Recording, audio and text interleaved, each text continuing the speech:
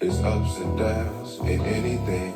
Keep going, my nigga. It's better than I damn near had to sacrifice everything. Keep going, my. Rising and Fallers segment 30, week 30, depending on how you're taking us in. Damn, already 3 decades up. It's crazy. Time flies when you're having fun, and I'm sure having fun doing this for you guys. But yeah, Rise and Flow is where we simply take stock of our athletes and their organizations over the previous week.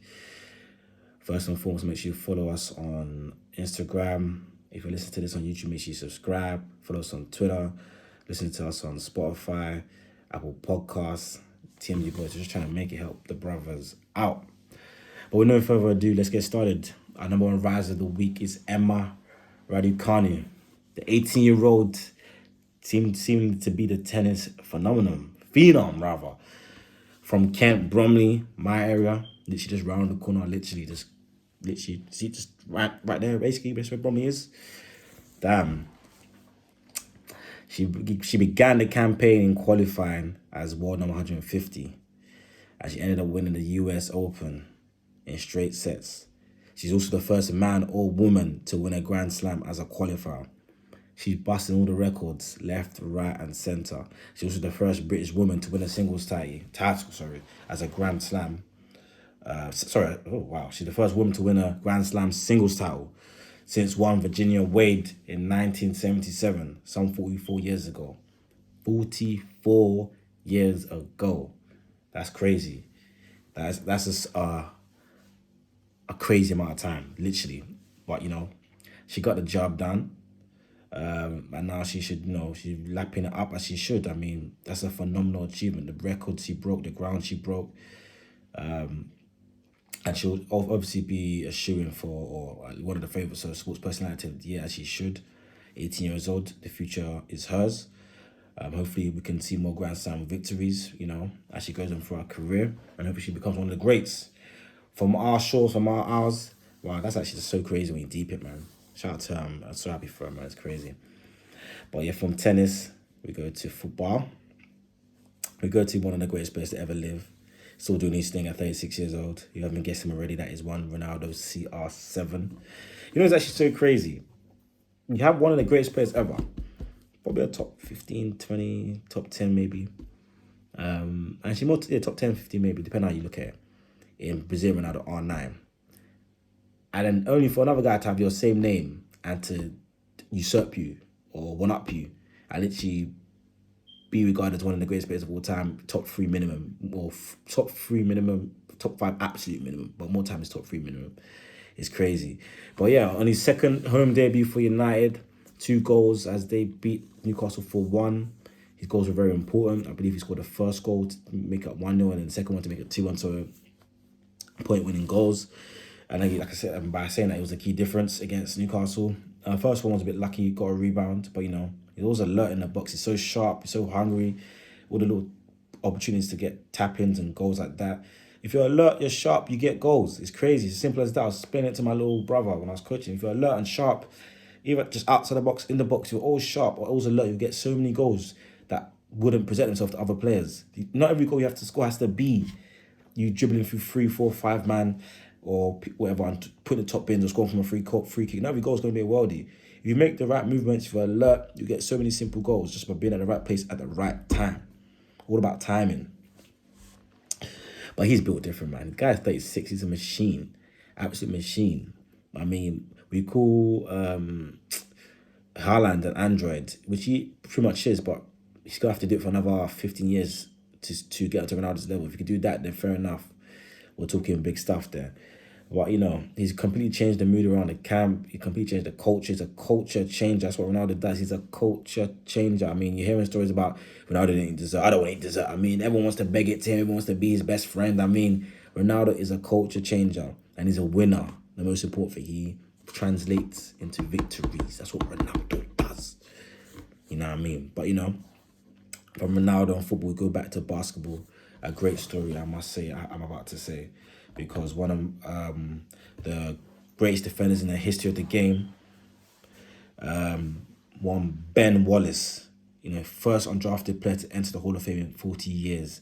6'9", undersized centre, especially back then when the centers were really big. You know, you guys Shaqs and Yao Mings, and I think you had the back end of David Robinson and guys like that. You had real big men centers. There was no joke, not a joke thing.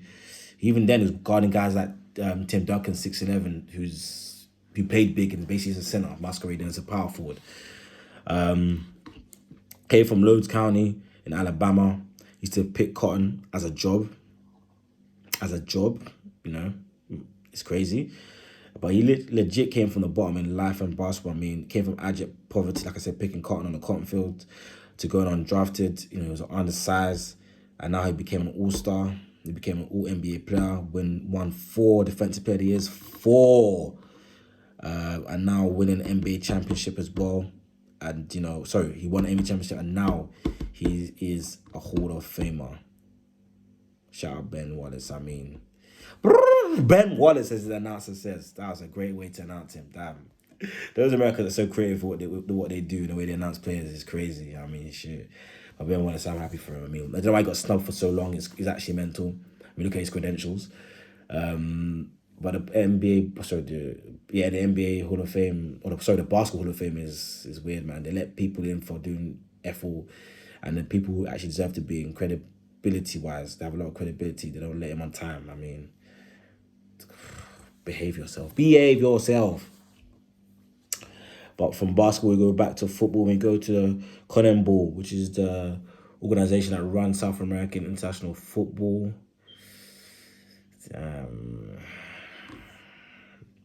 Y'all tripping. Brazil and Argentina's game got abandoned. Complete farce, complete scandal, complete nonsense, as Brazilian health officials or health authorities stormed the pitch to apprehend Buendia, Martinez of Aston Villa, and Lo Celso and Romero of Spurs. Apparently, those guys gave false information at a point entering Brazil. Obviously, these guys came from England and the Premier League, and there's specific health restrictions and quarantine rules in place for people coming from these shores. You have to, I believe, quarantine for like 10 days, maybe 14 days, and they gave falsified information to the health authorities. So that's why they're able to sneak their way all the way to the game without being apprehended. But they got bucked at the end of the day because they broke Brazilian quarantine rules. And for the game to be abandoned in this way, it is so unprofessional. And I blame Conmebol because they should have never let this happen. You know, you are the authority, the main authority when it comes to South American football. You guys should not be letting this stuff happen. You shouldn't be, honestly. Honestly, you can't be letting these guys to get on the pitch as, they can't be picked. Why are you letting this happen is mental. Absolutely mental. But something that's even more mental, we're going to boxing. Eddy Reynoso, the trainer and manager of Canelo. Great trainer, by the way.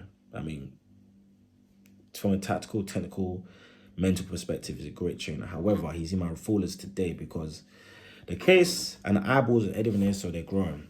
He now has 3, not 1, not 2, not 3. 1, 2, 3. 3 guys have been busted for banned substances. They've popped dirty. They come back with positive tests. First of all, we have Canelo with clenbuterol from tainted meat, which is conveniently swept under the carpet. I mean, that guy's telling me today, if he beats the BF Bivol and obviously Caleb Plant, so he becomes undisputed in super middleweight, undisputed in like heavyweight, he's the GOAT. That's what guys are telling me. But this guy popped dirty. But everyone seems to forget this. I don't know why. It's crazy. But not just him, because he was like a few years ago on the route to the second GGG fight, second Golovkin fight. But the most recent was Oscar Valdez. He popped dirty for amphetamine, which is a central nervous stimulant which increases endurance. It is listed as a banned substance by VADA. Both his A and B samples came back dirty. But yet this guy sought out to fight and defend his title, I believe. I don't know why. Because he popped dirty. A and B samples. But, as much as I love boxing, the sport you love so much that you hate so much at the same time. You love to hate the sport. I mean, because the corruption is rife in boxing. It's mental. It's absolutely mental. They basically, WBC and whoever turn a blind eye, they manipulate the rules a bit. Talking about it has to be in competition time, you don't have to take the drug, blah, blah, blah. Whatever that means. is stupid, and allowed him to continue. And he won his fight, and he's probably gonna get swept under the carpet again because he's an Eddy Reynoso fighter. And they have the cash cow in Canelo, so they call the shots to an extent. Also as well, the Julio Cesar Martinez, another Eddy Reynoso fighter, I believe, WBC flyweight champion currently. He returned back trace elements of Clembito, which was also swept under the carpet because apparently those trace elements came back from tainted meat again. I mean, we need to clean sport. These guys' lives are at risk. When you step into the ring, there's no guarantee you come out the ring alive. Literally, there's no guarantee. And if you're allowing people to be on the juice, on the PEDs, giving themselves an unfair advantage, they're increasing the likelihood that these guys will not return from the ring safely. And this can't happen at all. It's just ridiculous. It's just ridiculous. It can't happen. Oh, God. It's just, it gets my blood. It makes my blood boil so hard. But Eddy Reynoso, 3 guys in your camp. There's no way you can tell me you do not know anything about this happening in your camp. There's no way. There's no way. I'm not going to buy it. There's no way. 1, maybe. 2, stretch them. Okay, cool. But 3? Nah, man. This is ridiculous. Eddy Reynoso. Nah. This is ridiculous. I can't have it. But sticking with boxing, I'm going from Eddy Reynoso to Evander Holyfield. Only guy in a 3 belt era to be undisputed in 2 divisions. So he's undisputed in cruiserweight and went up to be undisputed in heavyweight. That's what Usyk is planning to do, obviously in a 4 belt era. Hopefully he doesn't win against AJ on the weekend, because I'm going to that fight and I need AJ to bring back the goods. But we'll wait and see on that one. But yeah, Holyfield, he lost very badly to Victor Belfort via TKO. He's a 58-year-old man.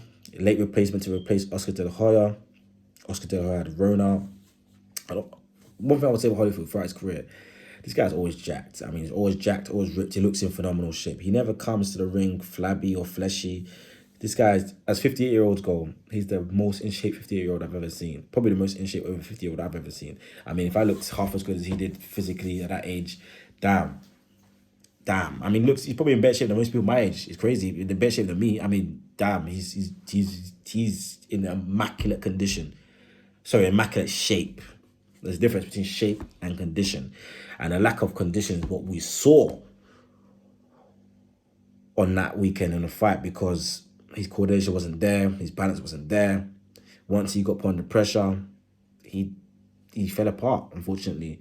The ref showed him some sympathy, because against other fighters, they may have given him more time to prove that they're in fighting condition, willing to fight, and able to fight themselves out of this adverse situation that they were in. But I think the referee knew, obviously, that he's an all-time great. He's also very elderly, so he showed sympathy to him. But yeah, Belfort done his thing. He's an MMA fighter who also tied for the most knockouts in UFC history. So he's got bang in his fist, and he proved that. I mean, he done his thing, and shout out to Victor Belfort. But Holyfield should never have been in that ring. I'm sorry. I'm just so sorry. But yeah, it's your boy Mello, TMG, Rise and Fullers, and I'm out.